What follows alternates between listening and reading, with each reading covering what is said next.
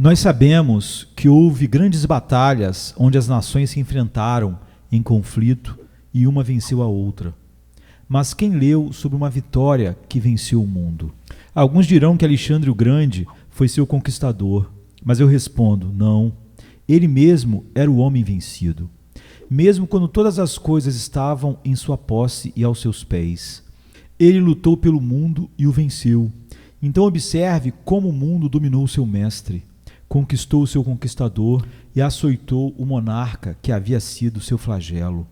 Veja o jovem real chorando e estendendo as mãos com gritos idiotas por outro mundo que ele poderia conquistar. Ele parecia externamente ter superado a velha terra, mas na realidade, no íntimo de sua alma, a terra o conquistou, o subjugou, o envolveu no sonho da ambição, o cingiu com as correntes da cobiça, de modo que quando ele tinha tudo, ele ainda estava completamente insatisfeito. E como um pobre escravo, foi arrastado pelas rodas da carruagem do mundo, chorando, gemendo, lamentando, porque ele não poderia ganhar outro mundo. Não havia outro mundo para se conquistar. Quem é um homem que já venceu o mundo? Deixe-o seguir em frente. Ele é um tritão entre os peixinhos. Ele deve ofuscar César. Ele superará até mesmo nosso próprio Wellington, se puder dizer que venceu o mundo. É uma coisa tão rara, uma vitória tão prodigiosa, uma conquista tão tremenda, que aquele que pode afirmar que a venceu pode andar entre seus companheiros como Saul, com a cabeça e os ombros muito acima deles. Ele deve comandar nosso respeito. Sua própria presença nos faz temer em reverência. Seu discurso nos persuadirá à obediência, e rendendo honra a quem a honra é devida, diremos quando ouvirmos sua voz, é como se um anjo agitasse suas asas.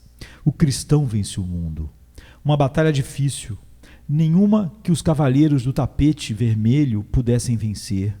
Nenhuma luta ou escaramuça fácil que ele pudesse vencer aquele que correu para a batalha em algum dia ensolarado, olhando para o anfitrião, em seguida virou as rédeas do seu corcel e desmontou delicadamente na porta da sua tenda de seda. Não, esse nobre cavaleiro é conquistado pelo mundo, não o conquista.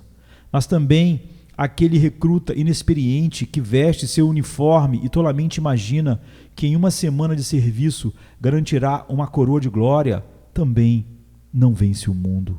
Não, é uma guerra que dura a vida toda. Uma luta que precisa do poder de todos esses músculos e desse coração forte que só o Deus soberano pode dar a alguém. Uma competição que necessitará de todas as nossas forças se quisermos ser triunfantes, e todas elas devem fluir de outra pessoa. E se sairmos mais do que vencedores, dir-se-á de nós, como Harter disse de Jesus Cristo, ele tinha força suficiente e nada de sobra. Uma batalha na qual o coração mais forte pode se encolher, uma luta em que os mais bravos poderiam tremer, se não se lembrassem de que o Senhor está ao seu lado e, portanto, a quem temer.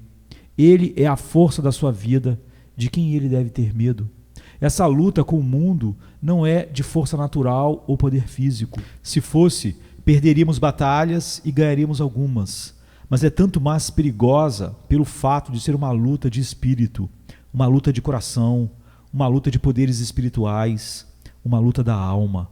Quando vencemos o mundo de uma maneira, não concluímos nosso trabalho pela metade, pois o mundo é um proteu, mudando sua forma continuamente. Como um camaleão, possui todas as cores do arco-íris. E quando você derrotar o mundo de uma forma, ele o atacará de outra. Até você morrer, você sempre terá novas aparências do mundo para lutar. Nós nos rebelamos contra os costumes do mundo. E se o fizermos, qual é a conduta de nosso inimigo?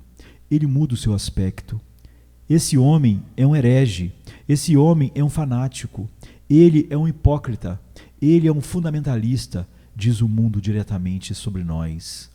Ele agarra a sua espada, ele franze a testa, ele tem uma carranca como um demônio, ele cinge tempestades ao redor dele e ele diz: esse homem ousa desafiar meu governo, ele não fará como os outros fazem, agora vou persegui-lo. Calúnia, venha das profundezas do inferno e sopre sobre ele. Inveja, afie teu dente e o morda. ele recolhe todas as coisas falsas e persegue o homem.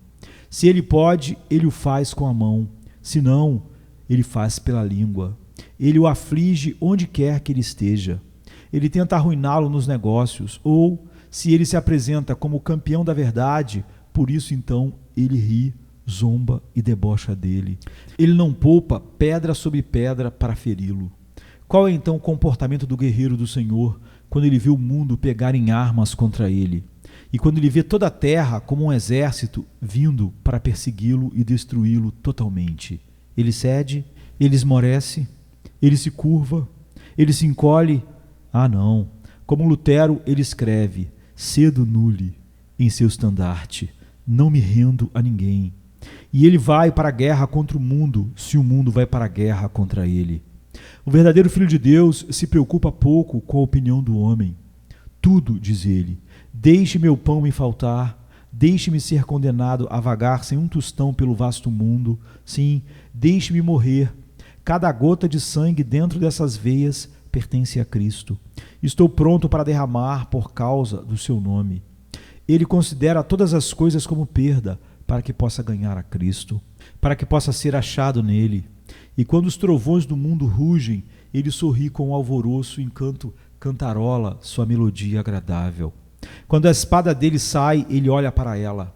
Ah, diz ele, assim como o relâmpago salta do seu covil de trovão, divide as nuvens e apavora as estrelas, mas é impotente contra o montanhista coberto por rochas, que sorri com sua grandeza, então agora o mundo não pode me machucar.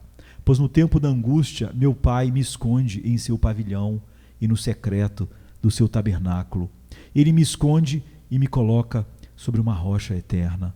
Assim, novamente, conquistamos o mundo, ao não nos importarmos com sua carranca. Bem, diz o mundo, tentarei outro estilo, e este, acredite, é o mais perigoso de todos. Um mundo sorridente é pior do que um mundo carrancudo. Ele diz: não posso abater o homem com meus golpes repetidos, vou tirar minha luva de malha e dar-lhe uma bela mão branca e vou mandá-lo beijar.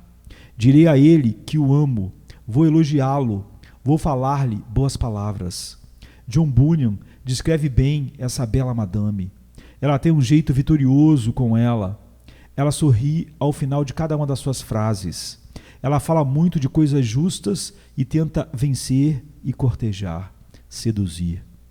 Acredite em mim, os cristãos não correm tanto perigo quando são perseguidos, mas quando são admirados. Quando estamos no auge da popularidade, podemos muito bem tremer e temer, e devemos fazer isso. Não é quando somos achincalhados e vaiados que temos motivos para ficarmos alarmados, mas é quando somos embalados no colo da fortuna e amamentados no colo do povo. É quando todos os homens falam bem de nós que somos dignos de pena. Não é com o vento frio e invernal que tiro o meu casaco de justiça e o jogo fora. É quando o sol nasce, quando o tempo está quente e o ar ameno, que despreocupadamente tiro minhas vestes e fico nu. Bom Deus, quantos homens ficaram nus pelo amor deste mundo.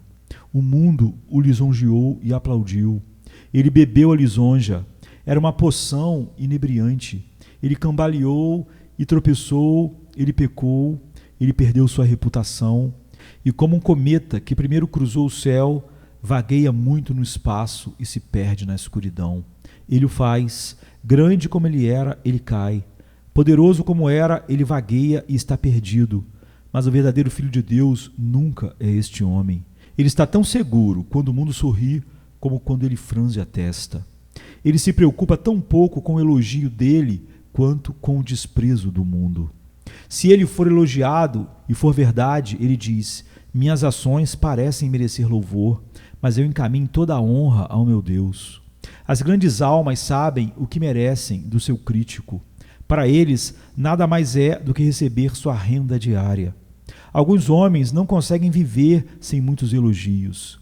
E se eles não têm mais do que merecem, que tenham.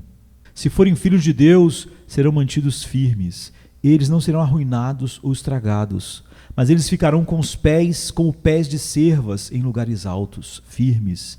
Esta é a vitória que vence o mundo. Mas às vezes, novamente, o mundo se transforma no carcereiro do cristão. Deus envia aflição e tristeza, até que a vida se torne uma prisão. O mundo, seu carcereiro. E um carcereiro miserável ele é. Vocês já passaram por provações e problemas, meus amigos. E o mundo nunca veio até você e disse: pobre prisioneiro, eu tenho uma chave que o deixará sair. Você está em dificuldades financeiras. Eu vou te dizer como você pode se libertar. Ponha esse senhor consciência de lado. Ele pergunta se é um ato desonesto. Não se preocupe com ele. Não se preocupe com o senhor consciência. Deixe-o dormir. Pense na honestidade depois de obter o dinheiro e se arrependa no seu tempo certo. Assim diz o mundo. Mas você diz: eu não posso fazer isso. Bem, diz o mundo, gema e resmungue. Um homem bom como você, trancado nessa prisão? Não, diz o cristão, não vou gemer e resmungar. Meu pai me mandou passar necessidade e a seu tempo ele me buscará. Mas se eu morrer aqui, não usarei meios errados para escapar, nem vou murmurar. Meu pai me colocou aqui para o meu bem, não vou reclamar. Se meus ossos ficarem aqui, se meu caixão ficar sob essas pedras, se minha lápide ficar na parede de minha masmorra, aqui vou morrer, ao invés de levantar um dedo para sair por meios injustos e que não glorifiquem o meu Deus. Ah, diz o mundo, então tu és um tolo. O escarnecedor ri e segue em frente dizendo: o homem não tem cérebro, ele não fará uma coisa ousada, ele não tem coragem, ele não se lançará no mar, ele quer seguir o velho e batido caminho da moralidade. Sim, ele faz isso, pois assim ele vence o mundo. Posso falar de batalhas que foram travadas. Tem havido muitas donzelas pobres que trabalharam até que seus dedos se desgastaram até os ossos para ganhar uma vida escassa das coisas que vestimos sobre nós, sem saber que muitas vezes usamos o sangue e ossos e tendões de meninas pobres. Essa pobre menina foi tentada 1000 vezes. O malvado tentou seduzi-la. Por que não ganhar dinheiro de uma maneira mais fácil? Mas ela travou uma batalha valente, severa em sua integridade. No meio da pobreza, ela ainda está ereta. Clara como o sol, formosa como a lua e terrível como um exército com suas bandeiras. Uma heroína não conquistada pelas tentações e seduções do vício. Em outros casos, muitos homens tiveram a chance de ficar ricos em uma hora, afluente em um momento, se ao menos se agarrassem a algo que não ousava olhar, porque Deus dentro dele disse: não. O mundo disse: seja rico, mas o Espírito Santo disse: não, seja honesto, sirva o teu Deus, glorifique o teu Deus. Ó, a dura competição e o combate viril realizado dentro do coração. Mas ele disse: não, se eu tivesse as estrelas transmutadas em mundos de ouro, eu não faria. Por aqueles globos de riqueza não desonrariam o meu Deus e prejudicaria a minha alma. Eu irei glorificá-lo. Assim, ele caminha como um conquistador, porque todo aquele que é nascido de Deus vence o mundo. E esta é a vitória que vence o mundo, a nossa fé. 1 João 5, verso 4.